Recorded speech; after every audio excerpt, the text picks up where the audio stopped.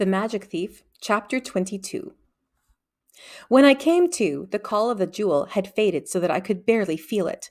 But it was nearby, so I figured I was still in the Dawn Palace somewhere, just not in the nice part. I was sitting in a hard chair with my hands chained behind me. My head hurt. I opened my eyes. Damp, gray stone walls, no windows. A whirlight in a metal lantern cast flickering shadows across the room. 2 fierce-looking guards. I was in big trouble. One of the guards, a big man with a bristling gray and black beard, noticed that I was awake. "He's up," he said. "I'll give him the flister. Call Captain Kern." "Right," said the other and left the room. The remaining guard went to a table where he poured out a mug of water, to which he added a powder from a vial. He stirred it with a finger, then carried it over to me. "Drink this," he said. I eyed the water. It looked greasy with a film of powder on the surface. I was thirsty, but I wasn't drinking this stuff. I shook my head. The guard grabbed me by the scruff of my neck. "You drink it," he growled, "or I force it down your throat." Which is what he managed to do eventually. I came out of it gasping and choking and wet down the front of my sweater, and he got his shins kicked. I expected the flister to be bitter, like poison maybe, but it didn't taste like anything except water. After a short time, which I spent contemplating the lock on the door and testing the manacles on my wrists, the captain arrived. She was tall. All the guards were tall. They must have a height requirement, and had blonde hair in a braid down her back and hard gray-blue eyes like chips of ice. She wore the same dark green uniform as the other guards, with a gold stripe stitched on one sleeve.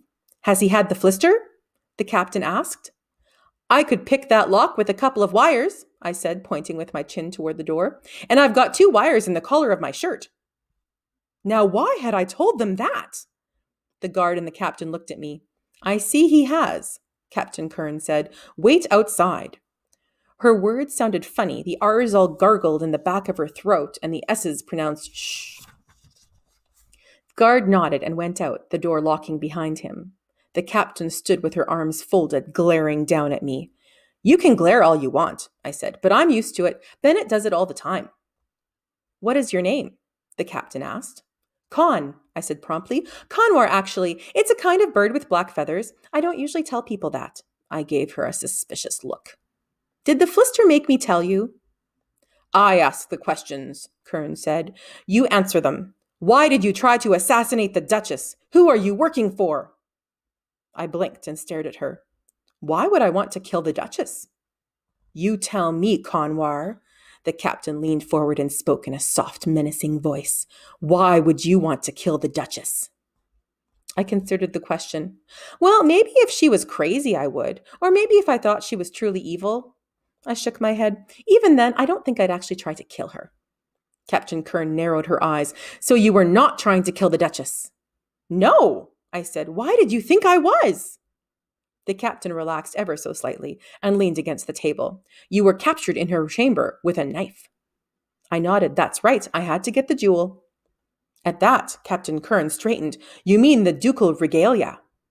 "No," I said. I shifted in the chair, which had gotten harder. "I mean the jewel, the one that glimmers green, like a leaf in the sunlight. It's beautiful. Do you know the one I mean?" "Yes, I know it," Kern said. "Go on." "It's mine," I said. "No," the captain said. "It's part of the ducal regalia." "No," I said firmly. "It's mine." "Who asked you to steal it? Are you working for the Underlord?" "Nobody asked me to, Kern. It's mine." I shook my head, frustrated. "Clear as clear. I have to tell you the truth because of this flister stuff. So why don't you believe me?" The captain scowled. "Because you are asking too many questions." She turned and paced across the cell and back. "The flister is not working," she said to herself. "It's working," I said. "You're just not asking the right questions."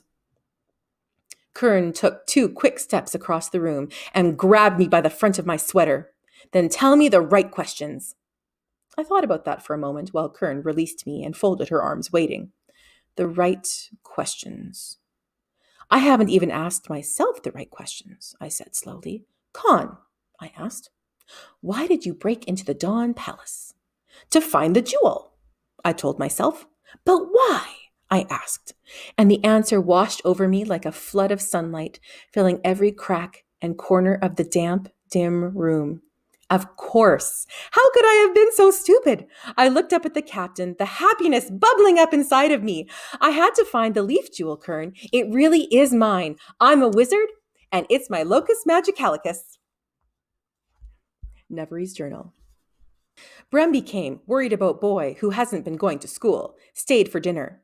Bennett came in, said guard had come to Knightbridge with message. Boy's been arrested at the Dawn Palace. Magister Nevery is called for. First thought was relief. Boy not dead, at least. Brumby asked what the boy had done. Arrested for stealing a jewel from the Duchess's regalia, Bennett said. Brumby, oh, I'm so sorry, Nevery. Stared at him. For what?